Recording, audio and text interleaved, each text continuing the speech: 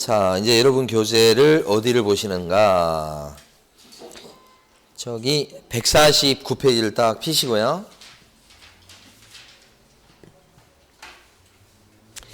자, 사무실 부분을 보도록 하겠습니다. 네. 그 작년에 공부하셨던 분들 입장에서는 지금 이제 고통스러워요. 다시 공부하려고 하니까 지금 집에 가서 우실 거예요. 제가 조금만 딱 건드리면 울 준비가 돼 있어. 그런데 이제 시간이 1년이 금방 갑니다. 이제 조금만 참으시면 돼요.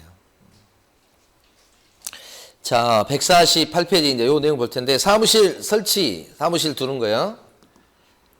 나중에 재칭 따시면 사무실 내실 거잖아요. 자, 관련해서 사무실을 낼 때는 우리 법은 한 개만 사무실을 내게 돼 있어요. 한 사람이 한 개, 두 개 내면 안 되는 거예요. 그러니까 사무실을 동시에 두 개 설치하면 법 위반이에요. 그래서 제재를 받아요, 제재.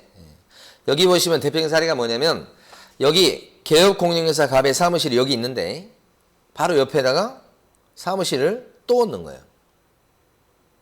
그러면 요거 사무실 두 개야. 이것도 바로 옆에여도. 요것도 법 위반이에요. 다만 이제 옆에 얻었는데 벽을 트잖아요. 터서 같이 쓰면 이건 하나의 공간을 보니까 문제 없어요. 근데 막혀 있으면 두 개로 봐요. 그래서 이제 원칙은 사무실 한 개만 만들어야 된다. 이렇게. 만약에 사무실 이렇게 두 개 두면 이렇게 되면 법 위반이 돼서 형사처벌이 돼요. 1년 이하의 징역이나 1천만 원의 벌금 이렇게 당하는 걸 본 적은 없지만 하여간 그 다음에 이럴 때는 관청에서는 등록 취소도 할 수 있어요. 등록 취소. 그러니까 중개업소 사장님인 갑의 등록을 자를 수도 있다 이 말이죠. 자, 그런데 처음에는 사무실 한 개 해야 됩니다. 이렇게만 단순히 하니까 어떤 사람이 나타나냐면 사무실 한 개. 그리고 여기 뭐예요? 파라솔을 치고 여기 앉아 있어. 여기서 영업을 한단 말입니다. 그러니까 취지는 영업장소가 동시에 두 군데 있으면 안 된다는 뜻입니다. 사람이 한 명이니까. 그래서 이것도 안 된다. 이걸 임시중개시설물 설치 금지라고 해요. 이 임시중개시설물은 이동이 되는 거예요. 이동. 움직일 수 있는 거. 이동. 이런 파라솔이라든지 천막 이런 거 얘기합니다. 컨테이너도 들어갑니다. 사무실은 미금역에 있어요. 근데 주변 개발지에 가서 컨테이너를 갖다 놓고 거기서 현수막 걸어놓고 거기서도 일을 해요. 땅 같은 거. 이러면 여기 걸려요. 그러면 이때도 등록이 날아갈 수 있고 형사처벌 대상이 되더라 이런 거지. 떴다방 같은 거 들어보시잖아요. 그러니까 여러분 교재에서는 148페이지 보시게 되면 제1절 중개사무소 거기에서요. 법 3조 있죠. 3조에서 동그라미 1번 지금 왼쪽 페이지입니다. 동그라미 1번 하고 동그라미 2번까지 밑줄 그으시면 돼요. 끝이에요. 지금 한번 읽어보시고 속으로. 칠판에 쓴 거죠.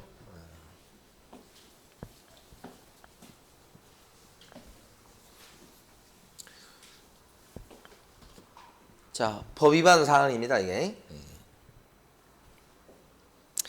근데 사무실이 여기가 있는데 거래가 이쪽 개발지에서 활발하게 일어나. 그러면 거기 가서 또 이렇게 하고 싶죠, 사실은.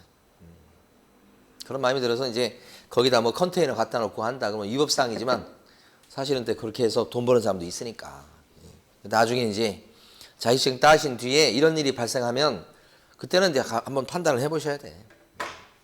무조건 법을 지키는 게 다 100% 유능한 건 아니에요.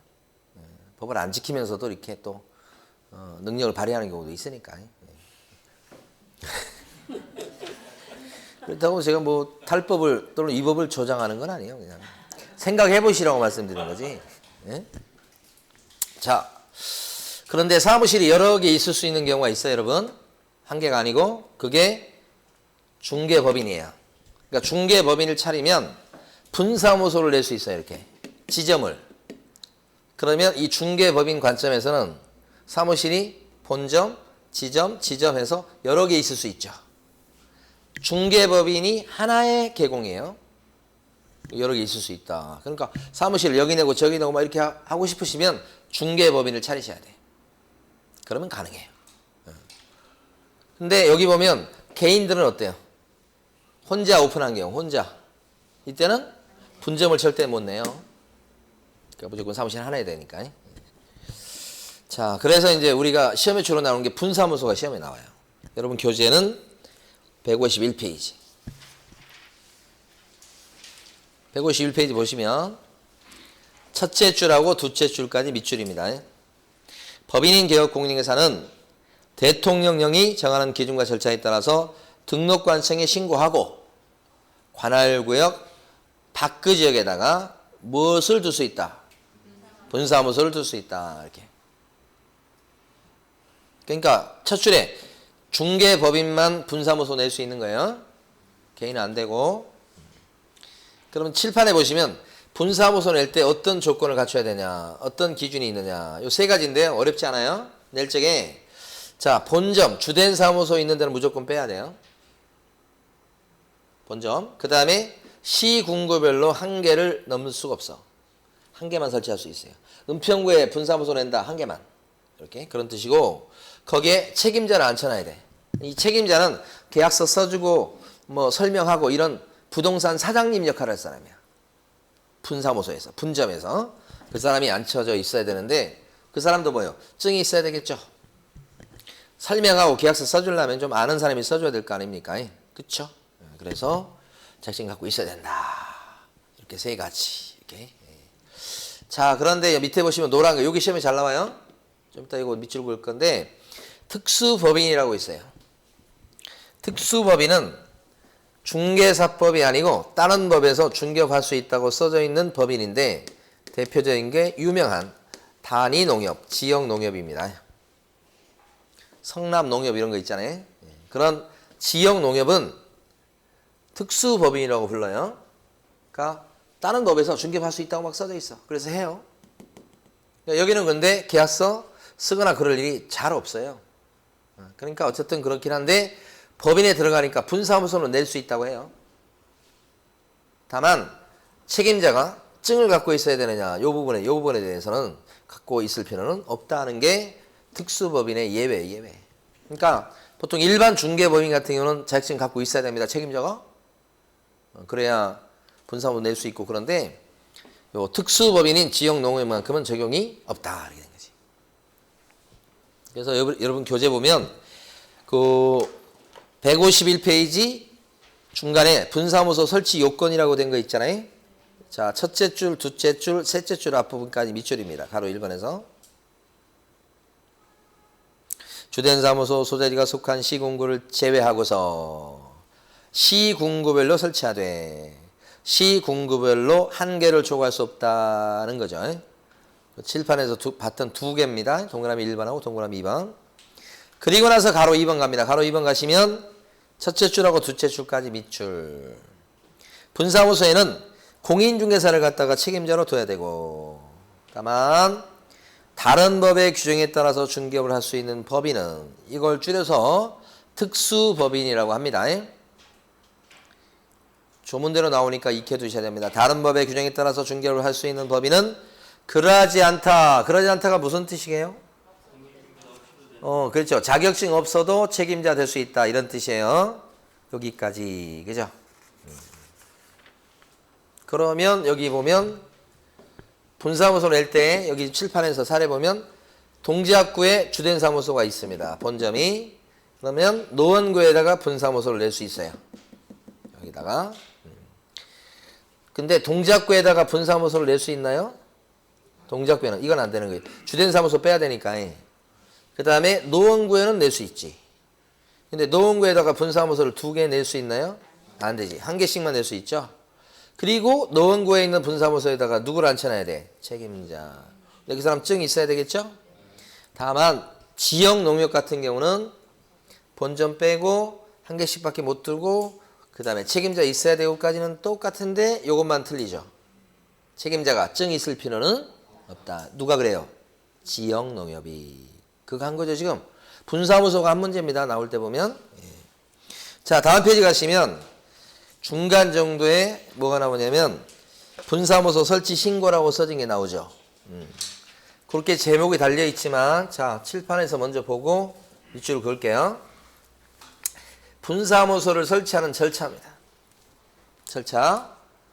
첫 번째는 여기 동작구에 주된 사무소가 있는데 여기 노원구에다가 분점을 낼 수 있다. 낼 수 있어요. 설치하는 절차가 3단계예요. 자, 노원구에다가 분점을 내려고 그래요. 누가요? 갑이라는 중개법인이. 그럴 때는 노원구에 가서 분사무소 내겠다고 이렇게 설치 신고하는 게 아니라 분사무소 내겠다고 신고는 주된 사무소가 있는 동작구에 가서 설치 신고하시는 거예요. 분사무소 어디에 낸다고요 지금? 노원인데 어디 가서 신고해야 돼? 동작구. 여기 보면 이 중개법인의 등록 대장, 등록 카드가 말이죠. 동작구에만 딱 하나 있어요. 본점이 있는 데가 등록 카드가 딱 하나 있고 본점 소재지 동작구청장에서 관리를 해요. 다. 그러니까 거기 가서 나 여기다 분사무소 낸다고 설치 신고를 여기 가서 해야 된다고. 그러니까 이게 중요하죠. 주된 사무소 소재지관할 등록관청에 가서 설치 신고하시고 수수료 내라고 그러면 돈 내면 돼요. 그리고 서류를 내야지. 분사무소 낼 때 갖추어서 내야 될 서류가 뭐냐, 그죠? 첫 번째는 실무교육 수료증 내야 돼. 그 다음에 사무소 확보 서류도 갖다 내야 돼. 우리가 등록 신청할 때도 서류 보면 실무교육 수료증, 사무소 확보 서류 똑같죠? 근데 분사무소는 다른 게 뭐냐면 요게 하나 추가되죠. 뭐요? 보증 설정 증명 서류. 요게 중요합니다. 분사무소를 여기 차리잖아요.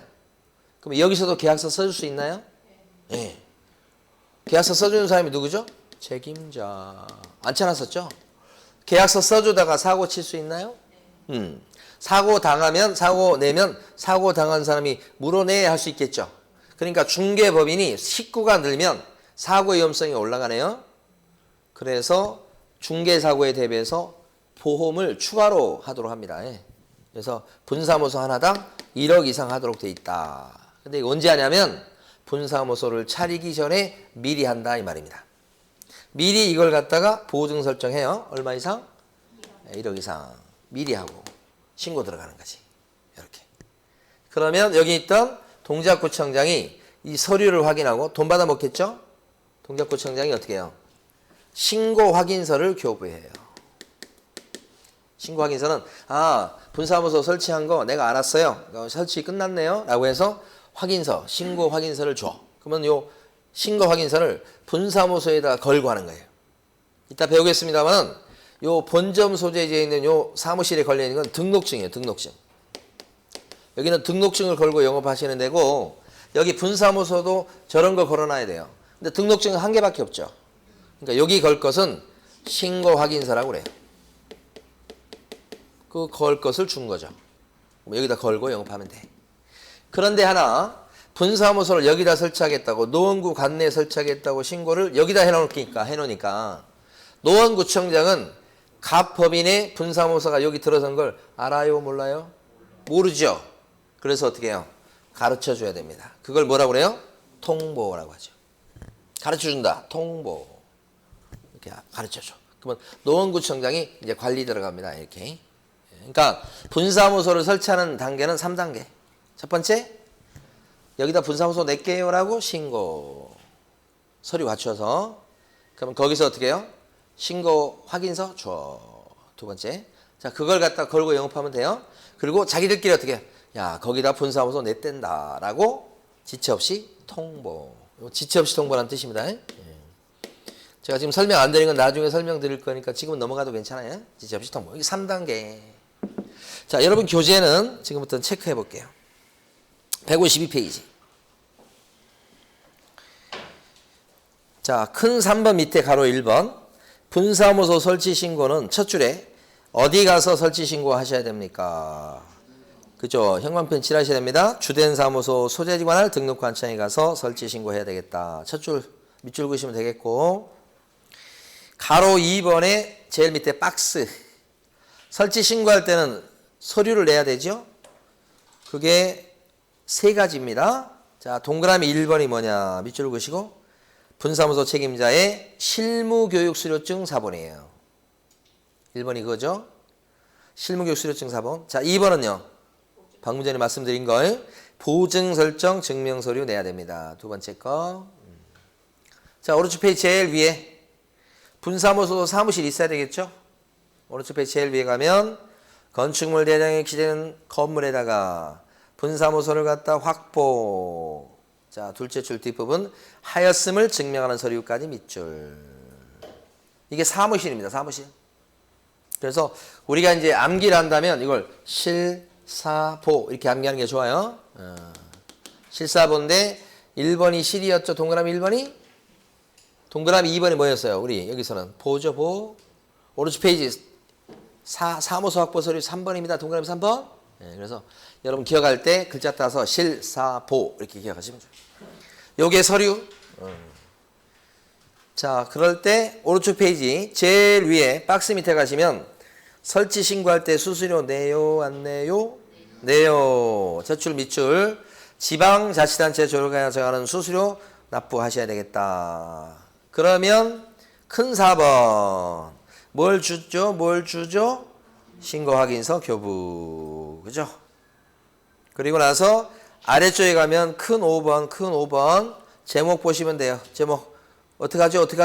통보. 특히 가로 1번의 두 줄 밑줄 등록관청은 설치 신고 확인서를 교부한 후에 지체 없이 설치 예정지역을 관할하는 시정군수구청장한테 뭐 하셔야 되겠다? 통보하셔야 되겠다. 지금 3단계 절차를 다시 복습했어요. 됐어요. 자, 분사무소 내는 것까지. 분사무소 드물어요. 자, 거의 보면 혼자서 하시는 분들이에요. 거의 1%도 안 됩니다. 0. 몇 프로, 0. 몇 프로. 그러니까 현실적으로는 좀 드문데 시험에는 분사무소가 한 문제 정도 돼요. 자, 그 다음에 155페이지 와보세요.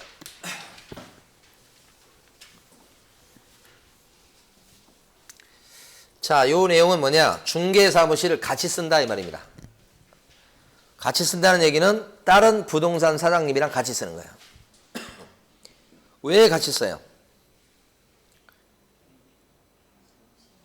일단은 돈이 없어서.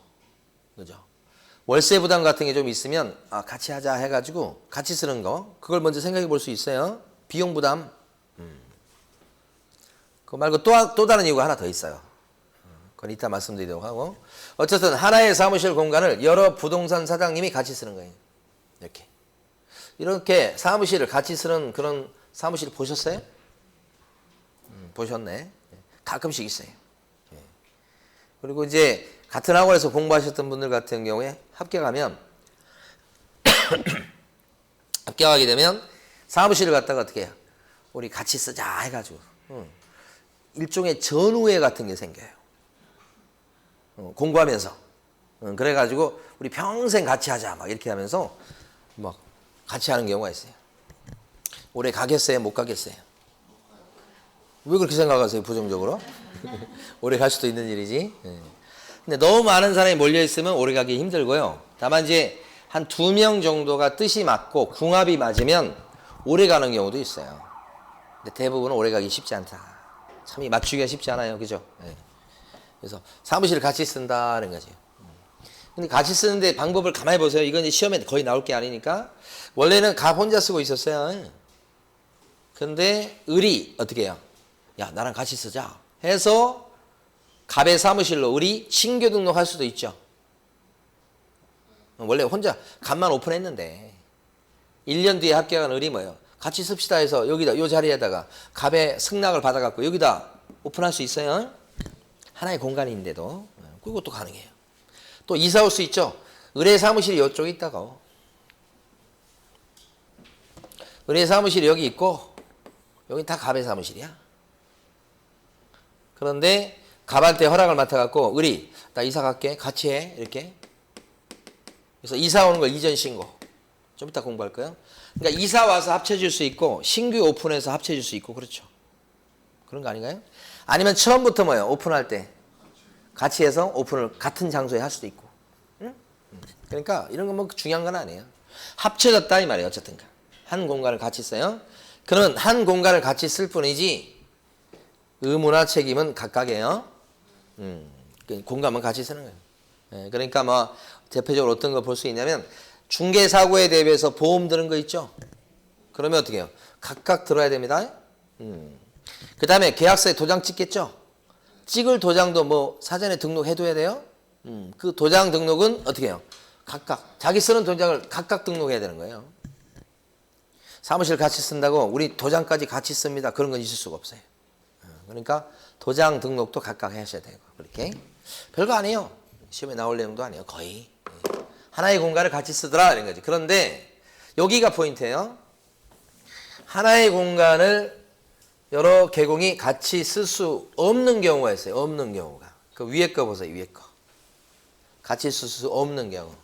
위에 거 보면 갑이 영업정지 기간 중에 있어. 영업정지 뭔지 알죠? 법을 위반해가지고 일 못해라고 문 닫아놔야 되는 기간. 그 기간이 영업정지인데 영업정지 3개월 받았어. 근데 다른 요 계공이 거기로 합쳐지려고 하는 거야. 만약에 이사 가서 합칠 수도 있고 계공이 아니면 이번에 자격증을 따서 요 자리에다가 갑의 승낙을 맡아갖고 을이 여기다 오픈을 하려고 그래. 오픈 끝나면 같이 쓰게 되죠. 그러니까 영업정지 기간 중에 여기서 요렇게 해서 합쳐지는 것이 인정이 안 돼요. 왜 인정을 안 할까요? 영업정지 받고 있는 그 기간 중에 영업정지 받으면 이 사람이 일을 못 하잖아요. 그럼 이 사람이 꾀를 내면 영업정지 기간 중에도 일을 하고 싶어. 그러면 그런데 자기는 영업정지 당했기 때문에 자기 도장은 죽었어 지금 못 써. 그러면 다른 도장을 갖다 찍으면서 실질적으로는 갑이 일해버릴 수 있죠.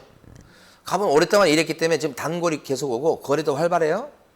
그럼 계약서를 써야 돈을 벌 텐데 영업정지 당해서 그럼 계약서를 못 쓰고 앉아있어. 너무 억울하잖아. 응? 그래서 을한테 제안하죠. 여기다 사무실 오픈만 해라. 그리고 그 도장을 나한테 좀 빌려주기만 해라. 잠깐씩. 그럼 내가 돈도 주고 뭣도 주고 다 주고 다 응? 일하는 거 다 가르쳐주고 부담도 뭐 다 할 테니까 이렇게. 그러면 이 사람 입장에서 봤을 때는 혹해가지고 갈 수 있단 말이에요. 그러면 합쳐지는 순간에 갑이 그냥 영업정지 받은 그 불이익을 다 피해 나갈 수 있잖아요. 그래서 영업정지 기간 중이다 그러면 합쳐지지 못하게 하는 거예요. 그래서 예외예요, 예외. 그러니까 공동사용이 안 되는 경우가 있더라. 언제 안 돼요? 영업정지 기간 중에는 합쳐지지를 못해. 아시죠? 여기서 반대로 영업정지 기간 중인 갑이 있는데 아까는 여기를 끌어들였잖아요. 이 사람을 합쳐질 때. 여기는 반대예요. 자기가 멀쩡한 사무실로 간다는 거야. 근데 영업정지 기간 중에 가는 거야 지금. 허용이 되겠어요? 우리 가서 뭐 하려고 그러는지 아시죠? 을한테 도장 내놔봐 해서 자기는 영업정지 받았으니까 뭐 일 못할 거 아니에요. 그러니까 을 도장을 찍어가면서 자기가 돈 벌려고 하는 거잖아요 지금. 과거에 그렇게 했었어요. 근데 이걸 갖다가 국토부에서 알게 됐죠. 그래서 국토부에서 막고 있습니다 지금. 그런데 중요한 것은 이거 보세요. 이거 보세요. 영업정지 기간 중인데도 공동사용이 허용되는 이 예외에 공동사용 원래 안 되죠. 그런데 허용되는 예외가 또 있어요. 영업정지 기간 중인데도. 그래서 요 밑에 것은 위하고 달라요. 보여? 둘이 사무실을 같이 쓰고 있어서 사이가 너무 좋아. 그런데 갑이 영업정지를 받은 거예요 이게. 그러면 영업정지 기간 중이니까 공동사용할 수 없는 거냐 이 말이지. 이때 공동사용할 수 없다고 하면 을이 억울할 수 있잖아요. 영업정지 당하기 전부터 같이 쓰고 있었잖아요. 근데 이 사람이 영업정지 당했다고 이 사람도 뭐예요? 여기서 일을 못하게 된다고 한다면 억울할 수 있잖아요. 그래서 이럴 때는 허용합니다. 아무리 영업정지 기간 중에 있을지라도 차이가 뭐예요? 위하고? 위에는 영업정지를 받고 나서 구하는 거죠 지금. 근데 밑에는 영업정지 받기 전부터 같이 있었죠. 그럴 때는 불이익을 피할 수 있죠. 계속 일할 수 있으니까 요 사람은 어떻게 할 수 있어요? 을한테 내놔봐. 자기 영업정지 받았는데 을의 도장을 막 찍어가면서 갑이 돈을 벌 수도 있겠죠. 그러면 안 되지만 그런 사람이 있을 거 아니에요. 그렇게 하려고 그럴 거 아니에요. 그러면 결론적으로 위아래 차이가 이것밖에 없는데 그죠? 여러분들은 그럼 어떻게 해야 되겠어요? 영업정지를 받기 전부터 준비를 하고 있어야 되겠죠. 어떻게 준비하고 계셔야 돼? 그치, 같이 쓰고 있다가. 그죠? 그러면 이때 같이 쓸 때, 같이 있다가 이렇게 됐을 때 편하게 도장 좀 줘봐. 이렇게 할 수 있는 사람은 누구예요?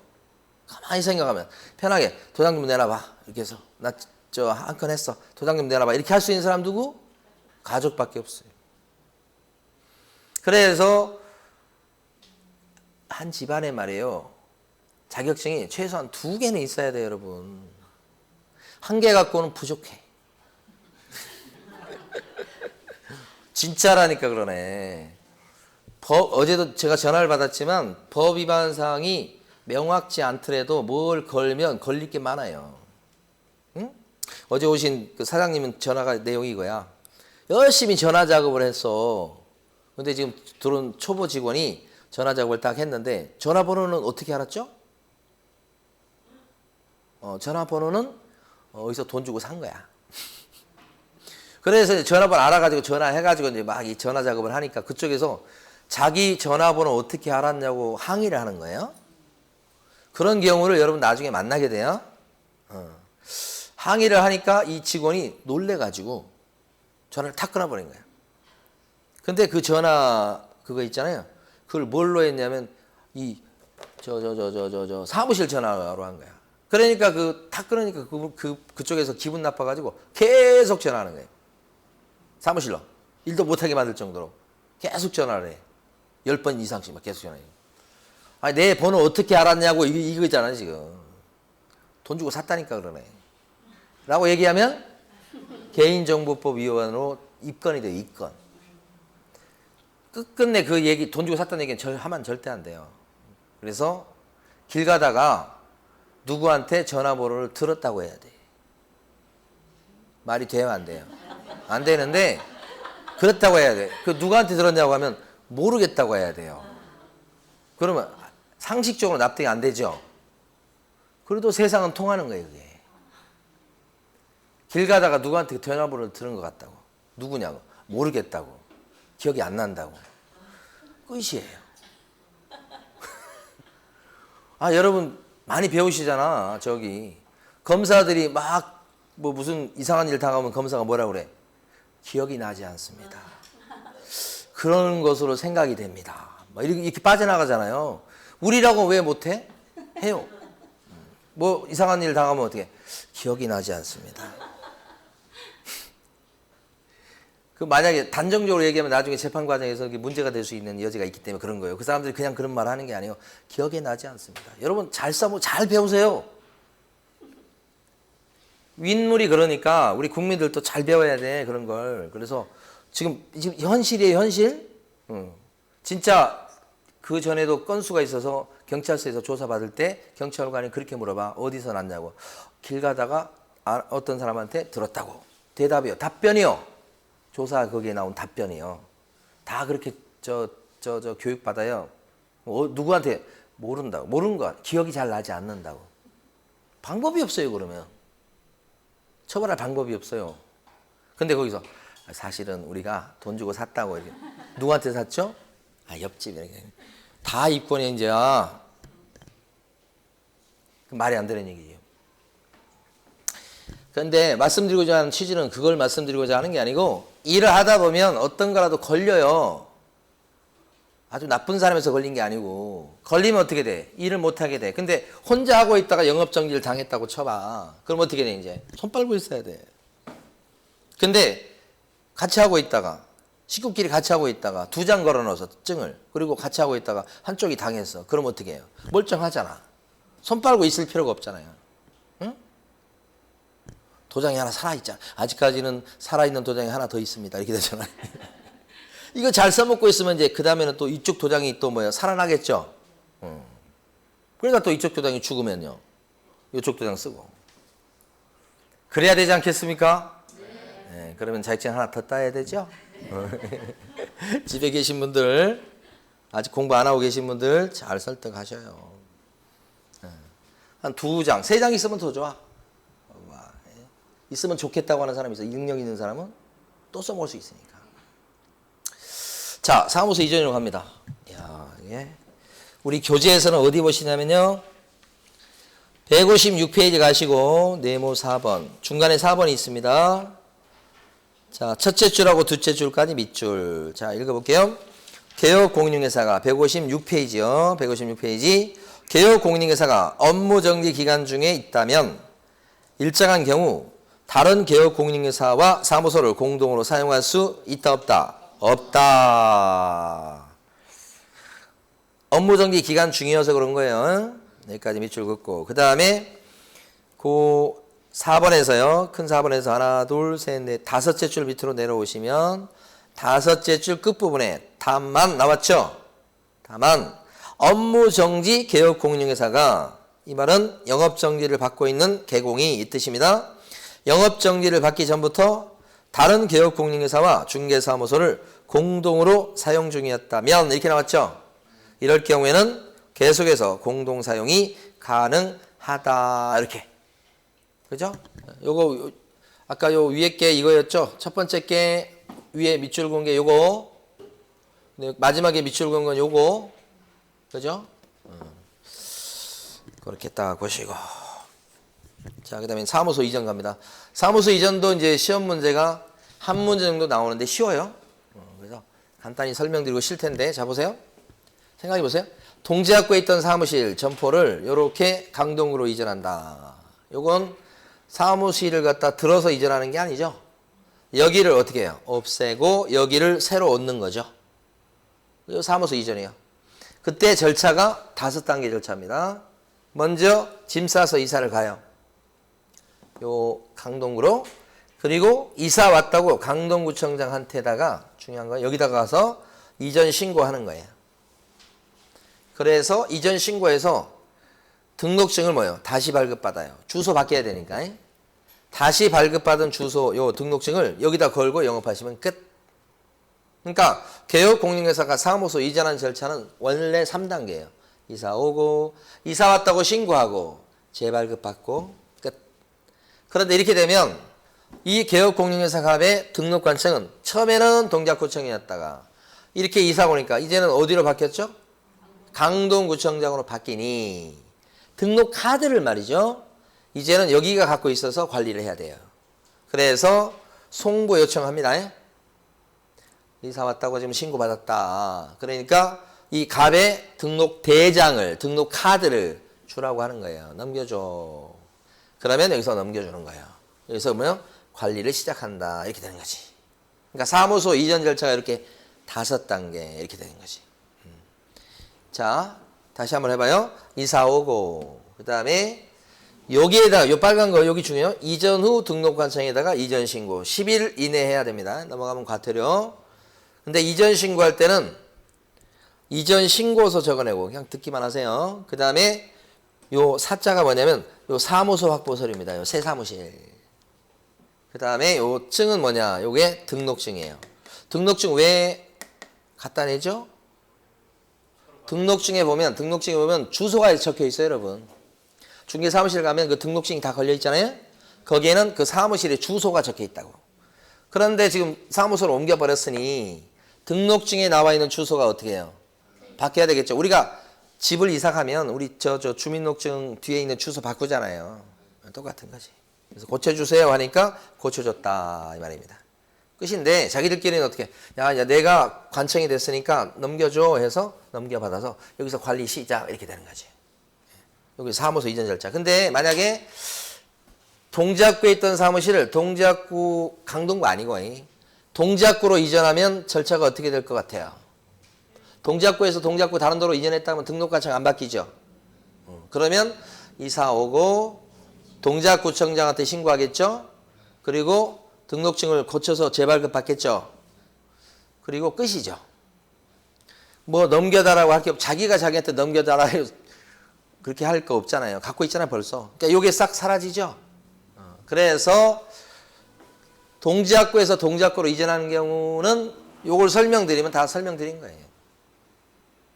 그래서 요걸 갖다가 한번 확인해 보도록 할 텐데 그 전에 좀 중요한 게 있어요. 뭐냐 그러면 여기 보시면 만약에 동작구에 있던 사무실을 갖다가 이렇게 강동으로 이전하잖아요. 그러면 두 가지 정도를 꼭 알아두세요. 동작구에 있던 이 사무실에 걸리는 하얀 간판 있죠? 간판. 요것은 여기를 요쪽으로 옮기는 거니까 이 간판은 이제 떼내야 됩니다. 철거무가 있어요. 그거 하나. 두 번째는 혹시 동작구에서 법을 위반하는 행위를 했었던 겁니다. 근데 이사 왔죠?